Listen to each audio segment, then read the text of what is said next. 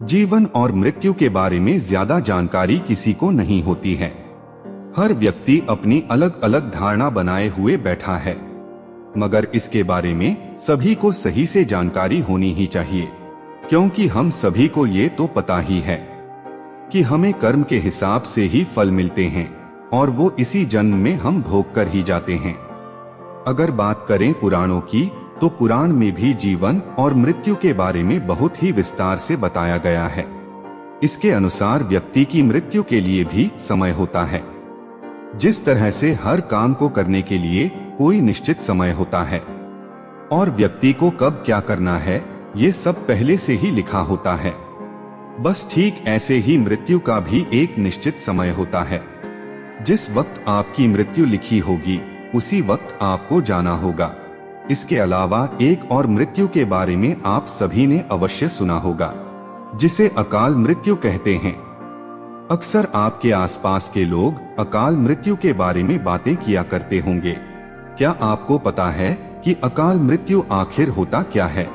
और जब किसी व्यक्ति की अकाल मृत्यु हो जाती है तो उसके बाद क्या होता है? तो वीडियो को लाइक कर दीजिए और चैनल को सब्सक्राइब करके बेल आइकन को दबा लीजिए। अगर हमें ये जानना है कि अकाल मृत्यु होने के बाद क्या होता है, तो उससे पहले हम सभी के लिए ये जानना बेहद जरूरी है कि आखिर ये अकाल मृत्यु होता क्या है। गरुड़ पुराण के अनुसार हर व्यक्ति के जीवन के 7 चक्र होते हैं। हर मनुष्य को जीवन में इन 7 चक्रों को पूरा करना रहता है। अगर कभी कोई मनुष्य इन 7 चक्रों को पूरा नहीं कर पाता है, या फिर कह लीजिए कि वो अकाल मृत्यु को प्राप्त हो जाता है, तो मरने के बाद भी उसे कष्टों से छुटकारा नहीं मिलता है। मनुष्य को मरने के बाद भी ढेर सारे कष्टों को झेलना पड़ता है। गरुड़ पुराण में अकाल मृत्यु के बारे में भी बताया गया है। इस पुराण के अनुसार अगर कोई व्यक्ति किसी दुर्घटना में, जल में डूबने से, या सांप के काटने से, या फिर किसी रोग के कारण, या फिर गले में फांसी का फंदा लगने से, या फिर भूख से पीड़ित होकर, या फिर किसी हिंसक प्राणी के द्वारा मारा जाता है, तो ऐसा ही व्यक्ति अकाल मृत्यु को प्राप्त हो जाता है। ऐसा गरुड़ पुराण के सिंहावलोकन अध्याय में बताया गया है।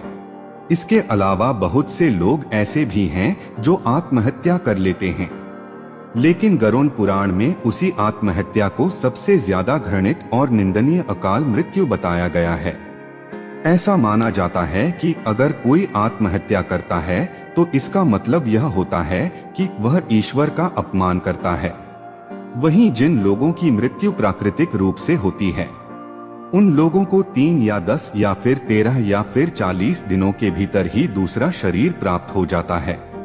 लेकिन जो लोग आत्महत्या करते हैं, उन लोगों की जीवात्मा पृथ्वी लोक पर ही भटकती रहती है।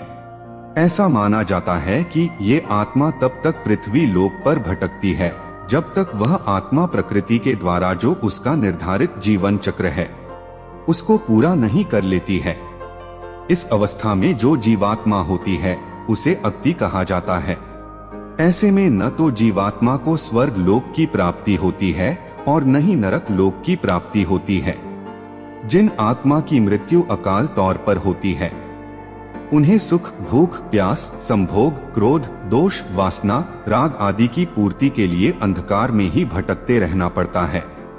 ये आत्मा तब तक अंधकार में भटकती रहती है जब तक उस आत्मा का परमात्मा के द्वारा निर्धारित जो जीवन चक्र होता है वो पूरा नहीं हो पाता है। जब वो चक्र पूरा हो जाता है तो आत्मा को मुक्ति मिल जाती है। प्राकृतिक रूप से मरने वाले लोगों को सीधे मोक्ष की प्राप्ति होती है, लेकिन कुछ लोगों की प्राकृतिक मृत्यु नहीं होती है, जैसा कि अभी हमने आपको बताया। तो उन लोगों की जो आत्मा है वो भटकती रहती है। यही भटकती आत्मा बाद में भूत प्रेत बन जाती है और लोगों को परेशान करती है। भूत प्रेत जो शब्द है वो हमेशा अशरीरी अतृप्त आत्माओं के लिए ही उपयोग किया जाता है। इस स्थिति में मनुष्य का शरीर तो नष्ट हो जाता है, लेकिन उसकी आत्मा का संसार से बंधन बंधा ही रहता है। जब कोई इंसान मरता है तो सबसे पहले उसके हाथ पैर सुन्न हो जाते हैं।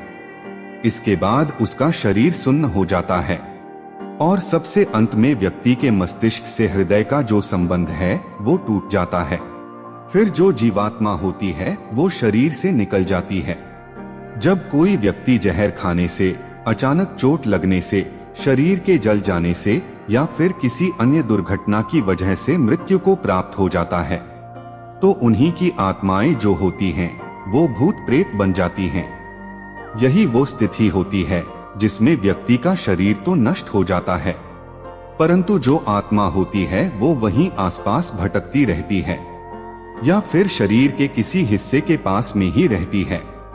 इसके साथ ही आत्मा की जो भी इच्छाएं होती हैं वो भी बनी रहती हैं, लेकिन जैसा कि हम जान ही चुके हैं कि आत्मा के पास शरीर नहीं होता है, तो वो उन इच्छाओं को पूरा नहीं कर पाती है।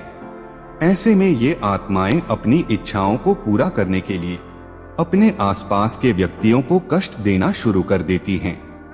ऐसा माना जाता है कि इन आत्मा के जो पितृ होते हैं वो इसलिए असंतुष्ट होते हैं क्योंकि उनकी मुक्ति के लिए कोई भी प्रयास लोगों के द्वारा नहीं किए जा रहे होते हैं और लोग अपना जीवन अच्छे से व्यतीत कर रहे होते हैं। यही कारण है कि अकाल मृत्यु हो जाने के बाद जो अतृप्त आत्मा होती है वो अपने कार्यों को पूरा करने के प्रयास में दूसरे लोगों के शरीर में अपना ठिकाना बना लेती है।